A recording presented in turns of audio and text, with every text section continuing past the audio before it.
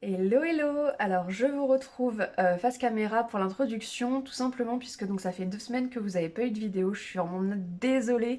Comment vous dire? On a eu une tonne de péripéties pas prévues du tout sur le chantier, ce qui fait qu'en fait le temps de montage s'est transformé en temps de réparation ou de travaux supplémentaires tout simplement. Donc voilà, la dernière fois qu'on s'est quitté dans la vidéo, je vous expliquais que donc on était en train de retirer les papiers peints avec ma maman dans les pièces et que c'était une tannée puisqu'il y avait 3 à 4 couches par pièce. Le salon, n'en parlons pas, c'était une catastrophe. On n'arrivait pas à retirer la dernière couche et vous allez voir dans cette vidéo que du coup la dernière couche on l'a pas retirée complètement, on n'a pas pu. Donc ça vous allez le voir dans cette vidéo là. Et pareil, du coup, je vous ferai plein de petites apartés comme ça face cam pour vous expliquer un petit peu des fois justement les péripéties en lien avec des choses que je vais vous montrer qui avaient l'air nickel et qui en fait ont eu un problème, etc. Donc voilà, je vous laisse avec la suite de la vidéo. Alors, je vous montre. Donc, on a reçu toutes les prises, les câbles électriques, les interrupteurs, les gaines, absolument tout ce qui est nécessaire pour l'électricité. Là, donc, je me suis attaquée au ponçage des murs du salon. Ça a été une tannée, puisqu'en fait, si vous avez suivi les épisodes précédents, dans ce salon, il y avait 4 papiers peints différents, mais très compliqués à enlever. Donc en fait, la dernière couche de papier peint, elle est impossible à enlever. Même avec du décolleur, ça ne fonctionne pas. Donc on a gardé la dernière couche de papier peint qui est assez lisse, et on a rebouché en fait les petits endroits où ça s'était décollé, déchiré jusqu'au placo en dessous en fait. Mais du coup, ça fait plein de petits trous à reboucher. Donc plein de ponçage en perspective. Donc comment vous dire qu'on s'est éclaté à faire tout le salon qui nous a pris à lui seul au moins une semaine. Et on était 2.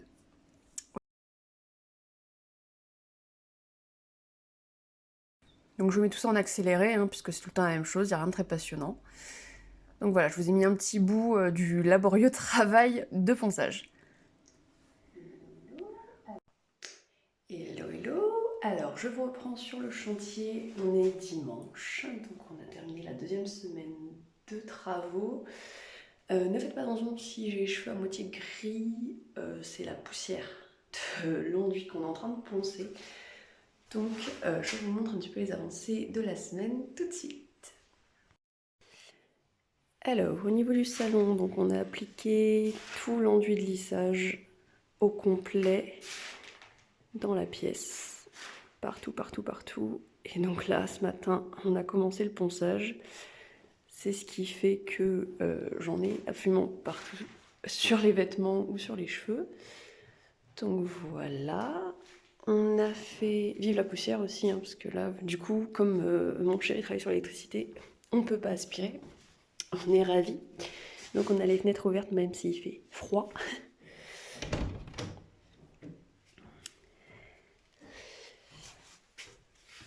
Le couloir, idem. Enduit de lissage plus ponçage, quasi fini pour le couloir. La chambre 2, donc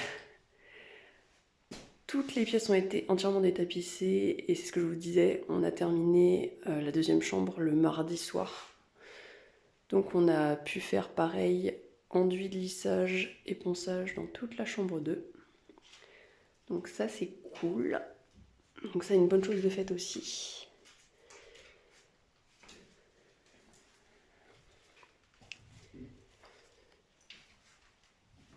La chambre 1 est totalement détapissée. Il faudra juste du coup faire l'enduit. Vous voyez, sur des grosses zones comme ça par exemple. Et poncer. L'avantage c'est que comme c'est vraiment des grosses zones, il y aura moins de ponçage que dans le salon par exemple, où c'est plein de petits endroits où il fallait re-enduire, plus reponcer. Donc voilà. Après, au niveau des évacuations, etc. Donc, le nouveau toilette du garage a été posé. Donc là, le nouveau WC a été installé, l'ancien a donc été retiré et déposé dans le garage le temps de l'emmener à la déchetterie. Du coup, donc première petite aparté au niveau du WC, au niveau du garage qui a été changé. Donc on a eu deux soucis. On a eu en fait un retour d'eau, même pas chaude, d'eau bouillante en fait dans le, euh, le PER qui va jusqu'au robinet en fait d'alimentation de la réserve du WC. Et donc en fait ça nous a permis de nous rendre compte tout simplement que les anciens robinets en fait de la cuisine, du garage, etc. étaient morts. Et en fait c'était dû à ça. En fait, comme si vous voulez, dans les robinets et dans les systèmes de plomberie, vous avez des clapets, ce qu'on appelle anti-retour. Et donc dans les robinets en question, ils sont morts. Ce qui fait que du coup, l'eau chaude repasse par ce clapet anti-retour qui normalement est censé la bloquer et part en fait dans toutes les tuyauteries euh, associées. Donc du coup, on a eu ce problème-là.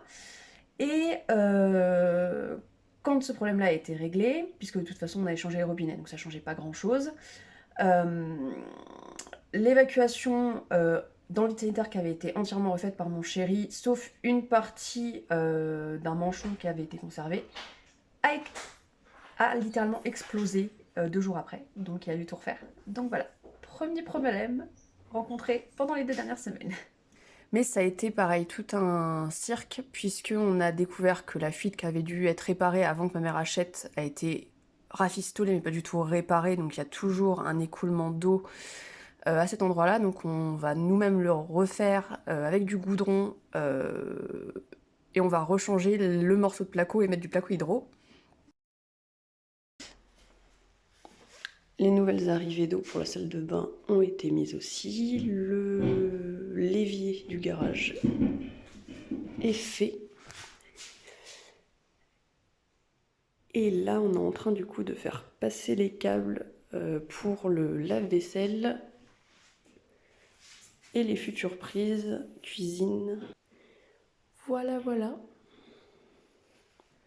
Donc là, on est dans l'ancien bureau, je ne sais pas si vous vous souvenez, qui va devenir la buanderie. Donc là, on a tiré tous les câbles, donc pour les prises du lave-linge, du sèche-linge,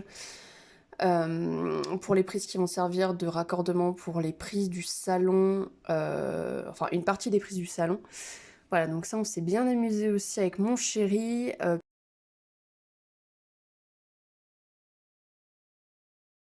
Donc pareil, voilà, là c'est l'autre câble électrique pour le salon. On a fait pareil pour les prises cuisine, salle de bain. Donc on a fait ça partout, même dans la chambre 1 et 2. Voilà, donc là c'est ce que je vous montre là. Donc il a posé, vous voyez, entièrement les nouvelles prises et tiré les câbles électriques. Donc là, il y a la sous-couche aussi qui a été posée au niveau des murs.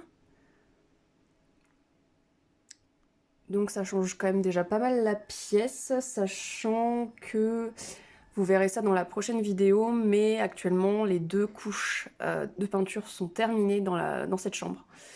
Donc du coup c'est assez cool, on est content, ça change complètement la pièce quand on voit d'où on est parti à l'origine avec le vieux papier peint fleuri. Mais voilà, donc ça vous verrez ça dans la prochaine vidéo.